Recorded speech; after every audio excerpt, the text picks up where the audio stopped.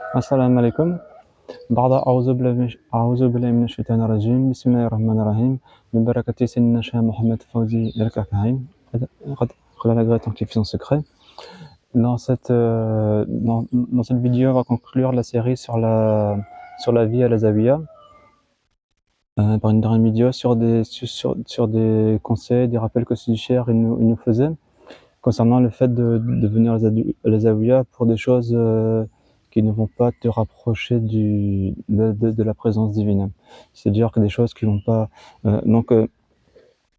par exemple, les gens qui peuvent venir pour le dhikr, parce que à la Zawiya, on fait effectivement beaucoup de dhikr régulièrement, alors que Ibn Mashish, il a dit c'est celui qui te conseille la dunya, il t'a trompé. Celui qui te conseille au dhikr, il t'a certes fatigué. Quant à celui qui te conseille à Allah, qui te ramène à Allah, et ben lui, il t'a bien conseillé. Et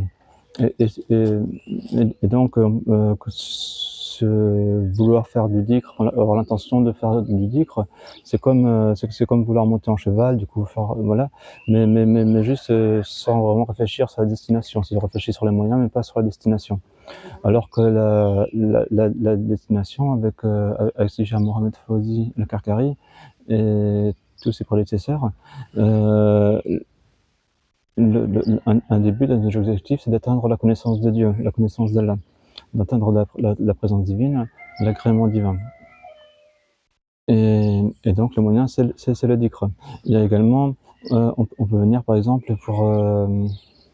un exemple, par exemple, si maintenant on va dans un pays, en Arabie Saoudite, et qu'on va là-bas pour visiter les ruines archéologiques, les édifices archéologiques qui restent. Donc effectivement, on va se rapprocher du Coran, parce que le Coran, il parle des peuples avant qui ont disparu. Il reste encore des vestiges archéologiques à visiter.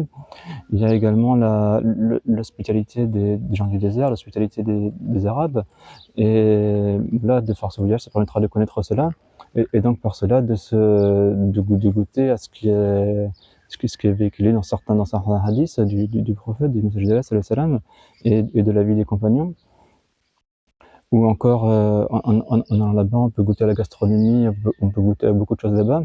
Mais si à ce moment-là, si on revient de ce voyage sans avoir été à la Mecque, sans avoir été à Médine, on va pouvoir dire que la flèche n'a pas atteint son but, puisque dans le hadith du Wali, il est dit que le serviteur, il ne cesse de se rapprocher de moi parce que Allah lui a demandé de faire. Et ensuite, par les actes surérogatoires. Mais en premier, il y a ce qui est obligatoire. Et ce qui est obligatoire, c'est le pèlerinage. Et donc, venant à la Zawiya, pour les choses de la vie de la Zawiya, imaginons par exemple pour la mahaba entre frères, puisque la mahaba, l'amour entre frères, c'est quelque chose qui est presque obligatoire, on peut dire, parce que certains hadiths, ils sont vraiment, ils mettent vraiment cela, l'amour entre frères. Mais en tout cas, Sidi Cheikh, il a dit que comme ça, le disciple qui vient à Zawiya pour discuter pour parler avec ses frères, eh bien, se dire qu'il n'est pas venu pour le cher. Et à ce moment-là, le cher, il va le voir, et tout ce que le cher il va pouvoir faire avec lui, c'est vider cela de son cœur, afin qu'il revienne à Allah, et qu'il revienne à celui qui peut l'emmener à Allah. Parce que c'est pas le disciple qui est capable de cela, c'est le cher. Et donc aussi cher, il nous rappelle simplement que pour venir à les Zawiya, que pour vraiment profiter, pour vraiment avancer dans le cheminement, dans la connaissance de Dieu, il faut venir pour celui qui connaît le chemin, pour le cher, pour celui qui a les moyens de nous guérir de nos différentes maladies. C'est le docteur, c'est encore le cher. Et encore, pour celui qui peut nous aider, pour nous guider dans ce cheminement, le guide, c'est le cher. Et le confident, celui à qui on peut vraiment écouter, qui va écouter d'une oreille parfaite, je veux dire, c'est-à-dire qui est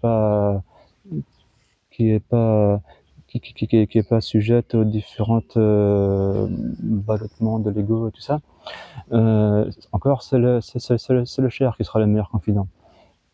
Et donc c'est pour ça qu'il faut avoir il faut qu'on ait la zaouia. Ce qui va te faire avancer, c'est le cher. Et à ce sujet, il y a une anecdote en Égypte de Chadili qui un matin après Chirou, il était sorti de sa pièce, de son appartement. Et à la Zaouïa, il y avait juste un chien errant qui était là. Il y avait un chien qui passait par là, qui avait passé la nuit ici, c'était tranquille, il n'y a rien. Donc le cher, il est sorti, il a regardé ce chien et puis il a continué. Et ce chien, ensuite en sortant, et ben, tous les chiens se sont mis à l'aimer et à le suivre. Et le chien, il allait de ville en ville, de quartier en quartier, et à chaque fois, les chiens, ils venaient et ils se mettaient à le suivre. Et du coup, il y avait de plus en plus de chiens qui le suivaient. Jusqu'au moment où le chien a demandé à un disciple de dire à ce chien d'arrêter, ce que le disciple il a fait, et ensuite tous les chiens se retournaient chacun dans leur domaine respectif. Et le chien il expliquait que s'il y avait un disciple qui était là à ce moment-là, pour recevoir ce regard, parce que il y avait personne avec que ce chien. Mais s'il y avait un disciple qui était là, qui avait reçu ce regard, et ben il serait devenu un imam qui aurait été suivi par tout le peuple d'Égypte. Et comme ça, juste par un simple regard du cher juste par un simple regard que le cher va porter sur son disciple, ça peut transporter son disciple dans tout ce que Dieu veut, subhanallah. Et donc, si cher rappelle que dans la vie à la Zavia, et ben, juste en étant un petit peu observateur, on voit que c'est le cher qui est au centre de tout. Tous les dhikrs qu'on fait, les wird, c'est le cher qui les a transmis avec l'autorisation d'Allah. Pour la Raloua, il fait rentrer les disciples en Raloua avec l'autorisation d'Allah. Et c'est par cette Raloua bénie qu'on accède à la connaissance d'Allah. Et même les repas, ce qu'on mange à la Zaouia, c'est le cher qui dit qu'est-ce qu'on va manger, le programme de la semaine. Et concernant, en fait, toute la vie à la Zaouia, elle est régie par le cher. Et donc, venir à la Zaouia, juste pour la Zaouia, mais sans venir pour le cher, pour connaître le cher, ça va permettre de faire, voilà, d'avoir du goût, effectivement, d'avoir des connaissances, d'avoir beaucoup de bonnes choses, alhamdoulilah. Mais cependant, pour accéder à la connaissance de Dieu, c'est pas ça qui va te permettre. C'est vraiment la proximité avec le cher, l'amour avec le cher, les bonnes convenances avec le cher. C'est tout ça qui va permettre aux disciples d'avancer dans la voie. Alhamdulillah. Assalamu alaikum.